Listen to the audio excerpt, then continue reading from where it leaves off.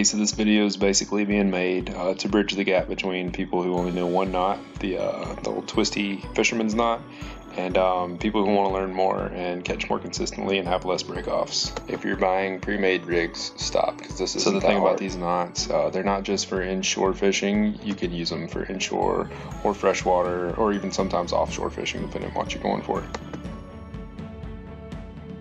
This is up for debate, but if you want to know what I think, the best inshore, just all around leader size is 13 to 18 inches of 15 to 20 pound fluorocarbon, just as it says at the bottom if you want to know about other species and applications. But this is generally my favorite, and that's what I try to aim for. The scissors there, scissors about 8 inches, so if you're on the boat and you don't know how long to do it and you're really wanting to get it right, yeah, that's what I would use. So this is a palomar knot. I also use it for bass fishing, sometimes catfishing when I need a little bit more power. Like if I'm going for really big catfish, I'll use it because the way it ties, it ends up having a double strand holding the loop there on the hook. So it's just, it's just super duper duper strong. The important part here is to pull the tag and not pull the main line because it'll weaken it. So what's important here is to clip the tag all the way down to as close to the knot as you can. And then for the uni to uni knot, here what you want to do is you want to give yourselves about 8 inches to work on either side. And then basically it's a loop, and then you go around the line and the main line, or through the loop and around the main line 4 to 6 times depending on what size line you're using, and do it on both sides. And then you want to lick it and then pull it so it cinches together.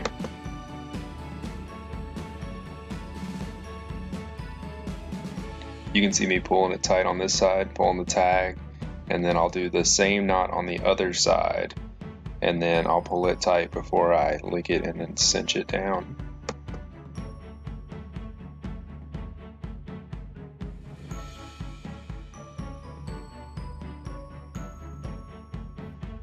Little lick and cinch, and then here we're going to go into measuring it just to see how we did with our length. So this is the first one, and I was kind of showing you the lengths and how I do it.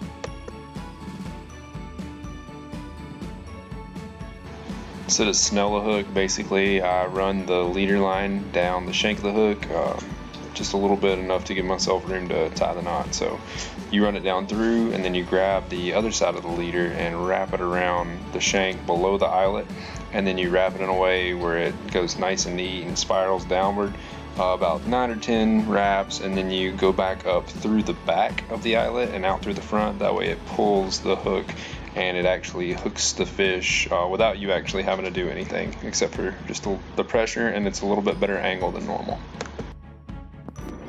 So swivels, this is a big one. I do a lot of king mackerel, a little bit of Spanish mackerel fishing, and swivels are a huge one.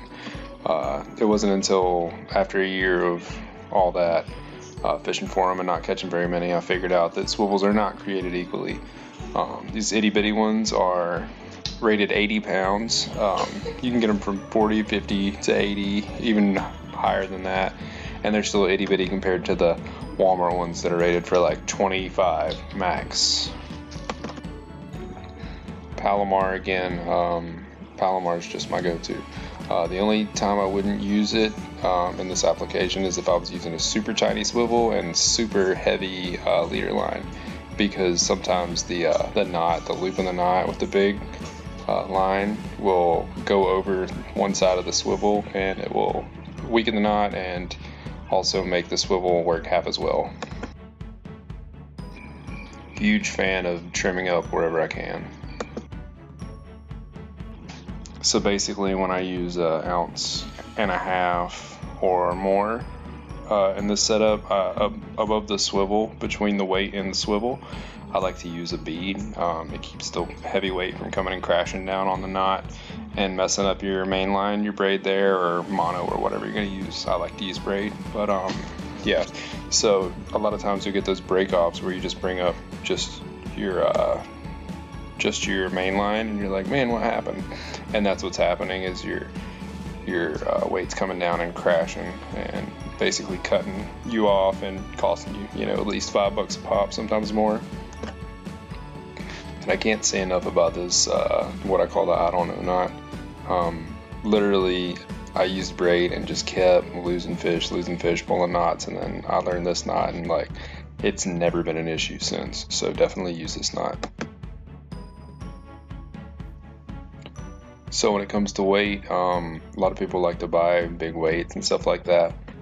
Generally, I'm cool stacking them as much as 3 high. So I like to buy either 1 ounce or 2 ounce. Sometimes I'll buy bigger just if I plan to go offshore or whatever. But generally, yeah, 2 ounces is the biggest I'm going to buy, because I can just stack them, and they work just as well, and they don't smack down as hard as your bigger weights do because of the lost momentum and inertia from having several weights clinging together and breaking up each other's momentum. So definitely stack the weights.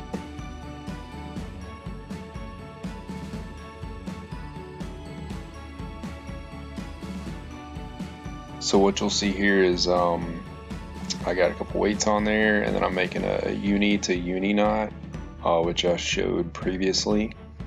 With this, you don't have to use a bead, because what I did was I used a split shot. Split shots have been around for a really long time. Our grandparents used them.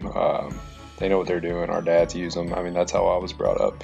So definitely utilize them. So I like to pinch them on the main line up there.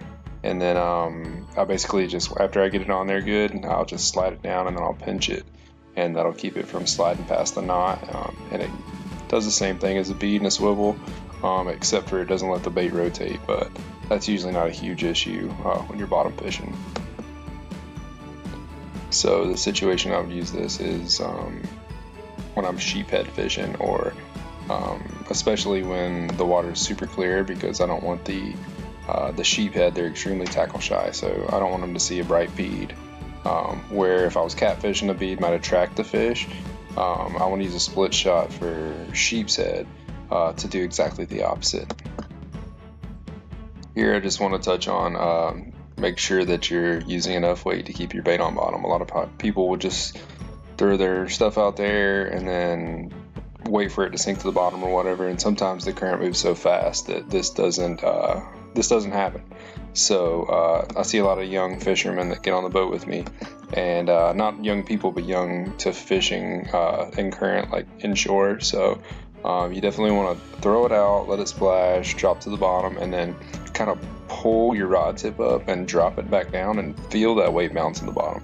And this just brings us back to making sure you have enough weight to get it down, but you also don't want too much weight where it just clunks and then hits the bottom. So you want to find that perfect amount where you can get it to splash and then drop in a reasonable amount of time. And the best way to do that is, with experience and practice, and then also making sure you're using that bead. The best thing about all this is that it really works in every situation. Freshwater, saltwater, inshore, offshore, the line changes in size and diameter and what it's made of. The hooks do as well, and so do the weights and beads. But when it comes to bottom fishing, a lot of it's the same. Now there's chicken rigs, there's different ways of tying different rigs, but when it comes to Carolina rigs and tying on jig heads, it's pretty much the same thing every time. So this will definitely, if you learn how to do these rigs, it'll go with you a long ways. So this is a version of the I don't know knot, or whatever you want to call it, that I learned to do with when I was using fluoro and mono as opposed to braid, because it's great for braid, but it's not always the strongest compared to a palomar knot. But it does give a little bit more action, which is good when you're using the Carolina rig, because it gives the bait the ability to have that much more mobility and look that much realer in the water. So the difference is basically it creates 2 loops, but it's pretty much the same as that. so it tends to look a little sloppy when you're pulling it all out, so you just have to kind of pay attention, but it really is a strong knot.